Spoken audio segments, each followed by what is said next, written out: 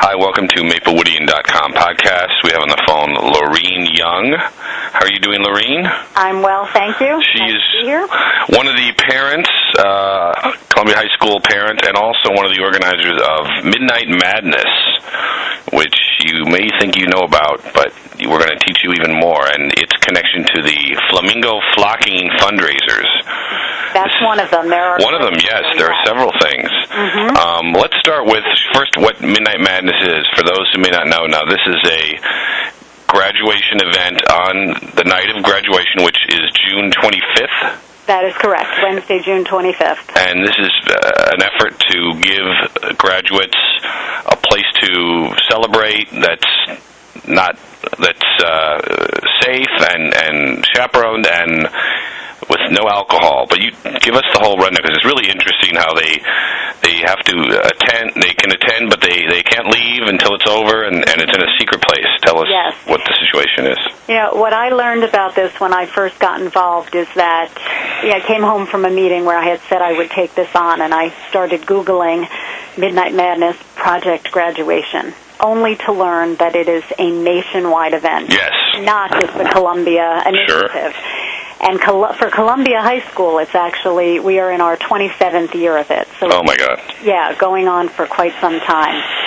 And I guess there were studies done years ago that determined that the highest incidence of deaths due to alcohol occurred on graduation nights. And so the idea was to keep our graduates safe and away from all of that. Highest incidence of death, among teenagers or among graduates, the Excellent. night of their high school graduation. Yeah. So too much partying, going out, and then horrible things happened.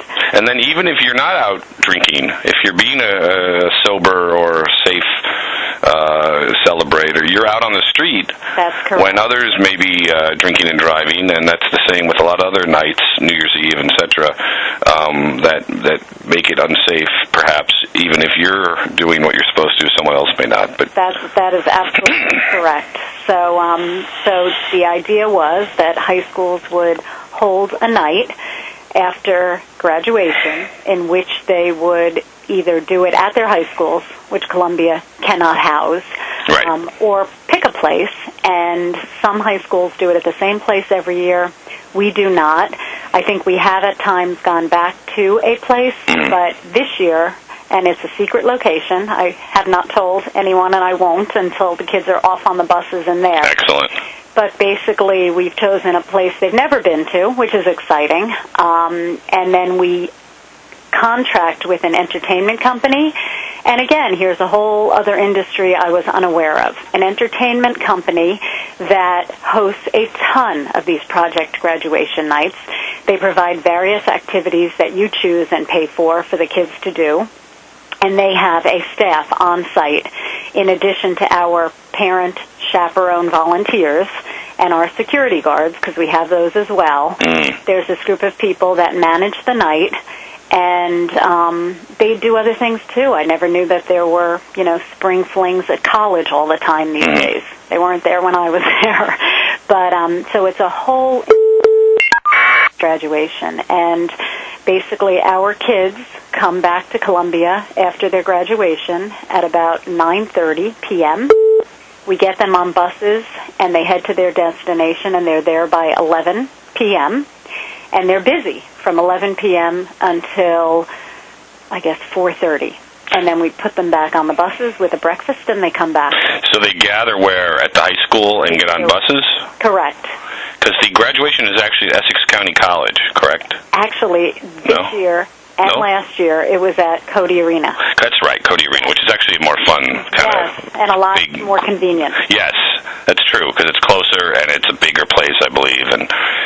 But they come and they gather at the high school. They do. So they get on the buses, the secret buses, and off to the party. And then at the party, it's, I would assume, music and other things, but not just dancing and partying for all night. There's other things going on? Right. There's different activities, and I won't give away a lot of details, but it tries to cater to every different type of student, whether they're interested in music, whether they're interested in sports, whether they're interested in just hanging out with their friends. Right.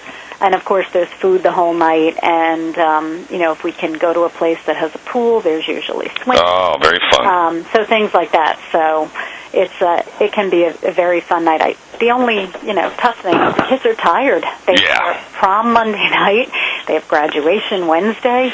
They have a quick dinner with their families, and they come back, and we ask them to stay up all night. But they have a good time.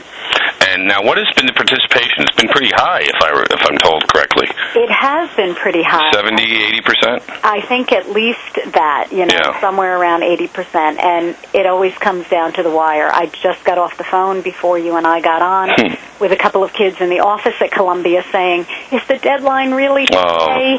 And I'm like, of course, it's not really today. We need to put a date down because we want to start ordering buses and things. But in the tell your friends we want everyone to come. And so we're trying to get as many as we can. And now the funding is a lot because I'm told the cost to the student is $100 each. The cost to the student is $100, and that's not even covering all the costs. I understand. Correct. Right. We still have another. It could be upwards of $15,000 or so to raise, and so we. Starting way back when, we start selling merchandise, which I'm sure you've seen me in town or all over the place. And then we've had a couple of different things this year. We've had an evening or a lunch and a dinner, I guess, at Verjus, right, where they gave us a very nice proceed from that. We held a party at the Elks Club, and that was fun. All of the proceeds came to us. And then we have these spring fundraisers, which is what you start to see visibly everywhere you go in town, where bows are on people's houses, signs will be on people's lawns shortly after. The proud home of a graduate signs, exactly. The red Columbia Cougar red bows, but of course my favorite is the flamingos. Correct. And now for those who still want to do flamingos, we're probably going to post this interview on Monday, June 2nd. Okay. And they still will have time to flock. They absolutely still have time. I think I'm just reading the form here because what we do as the co-chairs is we then have some chairs of things. And so, funny, today I came home from being out and I saw a friend on my lawn and she was putting pink flamingos. So I did not flock us. Someone else did who doesn't want to be known because it's more fun to be secret. Absolutely. And the basically what happens is you pay $20. Correct. To flock one student, and the secret flocking crew comes in their disguise and places the flamingos on the sign that tells what's happening. And but if you want to do another student, that's another $15 for each additional. That's flock. Correct. Yeah. And then now to remove the flocks, if you've been flocked, it doesn't cost you money to have them removed. Correct. Or does it? Although I was thinking that'd be a fun way to raise money too, and I would imagine when they're removed, you get people you can obviously donate if you're flocked as well. You know what? I think it used to be that you did pay to have it removed, but that is not a requirement now. Not this time. But you can purchase flock insurance. Yes.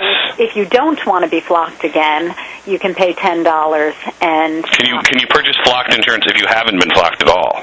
And guard yourself against it. I think you can. Now, I don't know why anyone would. I think being flocked is fun because it helps raise money and it's a fun thing to do, and it reminds people about Midnight Madness, which is a very important event. Yep, I agree with you. And then we see that all the information can be found on the Columbia High School Home and School Association website. That is ColumbiaHSA.org/midnight-madness. We will have a link to that on our site.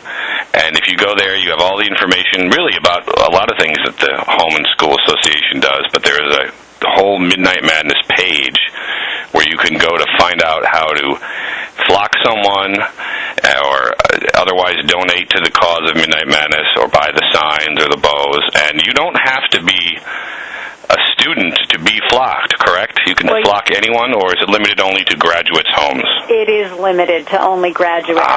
Anybody can flock, but they must flock a graduate's home.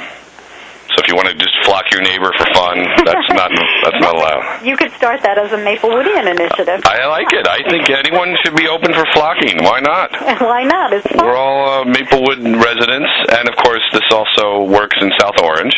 Right, because absolutely. Columbia serves both towns, of course. Mm-hmm. We are very proudly partial to Maplewood, but if you live in Maplewood and you know a South Orange student who's graduating, it's fine to flock them across town lines as well. Absolutely. Now, what would be the deadline for when the flocking ends, or when you can order your flock? Okay, so I should be a pro at this, but it says no later than June 9th. Okay, That's so the last day to order it. Right. But we will continue to do it. Oh, it says on here, students will be flocked until June 14th. Yeah. So we have till June 9th, so there's a good 10 days, 7, 8, 9 days from when we post, essentially till Monday, June 9th. And the order form is all here on the website of the School and Home Association. And there's information here. You can fill out the form, where to take it, how to pay, how to get your flock insurance.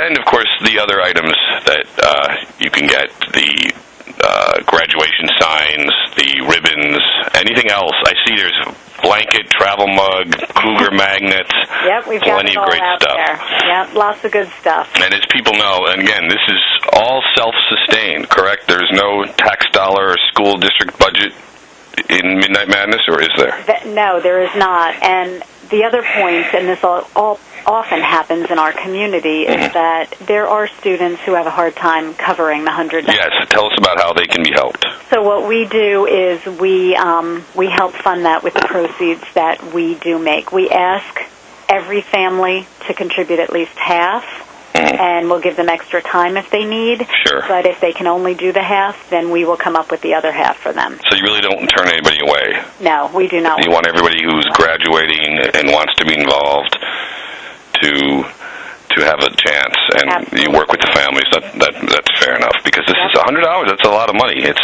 and again, being a senior parent now, what you realize very quickly is, one of the things Midnight Madness suggests is that you pay $25 a year, so that in senior year you you can save it up as you go. That's a good point. Right, and they record it and everything. I mean, it's great bookkeeping. So if you're a freshman or going to be a freshman, you can go to the Midnight Madness organization and say, look, I'm going to graduate hopefully in 3-4 years.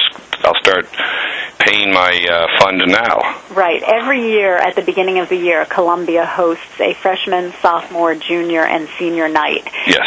And so we go to each one of those and try to encourage people to sign up. I mean, I can tell you, I myself did not do that. So that was an extra $100 at the time that I have a daughter who needs a prom dress. Yes, this is a time when there's prom, there's graduation, and there's college. We all know that. And $100, it may not seem like a lot when you're looking at college funds, but every little bit helps, as we parents know. Absolutely. Now, do we know what the flocking and the flamingo history is? Is that something that a lot of towns do, or is that something that is just in Maplewood or in South Orange, as you know? You know what? Unfortunately, I can't answer that question. Yeah, I'm thinking that it is kind of, partial to us. Yeah, I don't think I've seen flocks elsewhere. Yeah. You see some of the graduation signs. Yes. In fact, I just saw one the other day for Seton Hall Prep. I did too, actually. So that's nice to see. But I think the flocking is ours alone, which is... I think so too, but I'm not 100%. Which is a good thing. And of course, the whole Midnight Madness event is a great option, not only to keep kids from being out all night on graduation night, which is what happens in most towns, and to avoid, not just if they were to drink too much, but again, as we said earlier, others are out and about drinking and driving. But it also kind of takes away the pressure and the stigma that, a lot of high school kids don't want to drink, or they don't want to drink too much. And if you go to Midnight Madness, you're off the hook. You don't have to deal with it. You don't have to worry about pressure and getting not being able to get home and all the other things that come with that kind of teenage alcohol pressure that's can be so difficult for students. That Very this is a true. fun kind of easy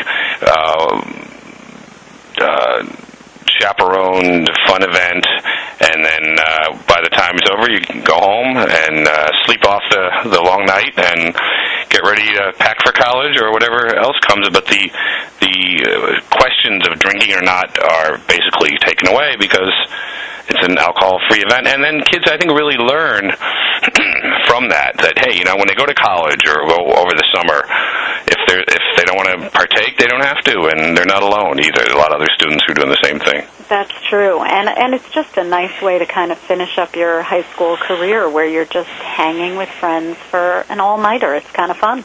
Excellent. So we'll just remind people, we have the link on our website, but it's columbiahsa.org. The Midnight Madness, click on the Midnight Madness prompt, Yep. and all the information is there. You can donate, you can buy things, you can flock your friends who have students, and you can just also find out about this great event that's going to be occurring at the end of June. Perfect. So anything else we missed, Lorene? I don't think so. I think we covered everything, and I appreciate you wanting to interview us and spread the word. It's excellent, and we'll go from here. Great. Thank you. Thank you, Lorraine. Be well. You too.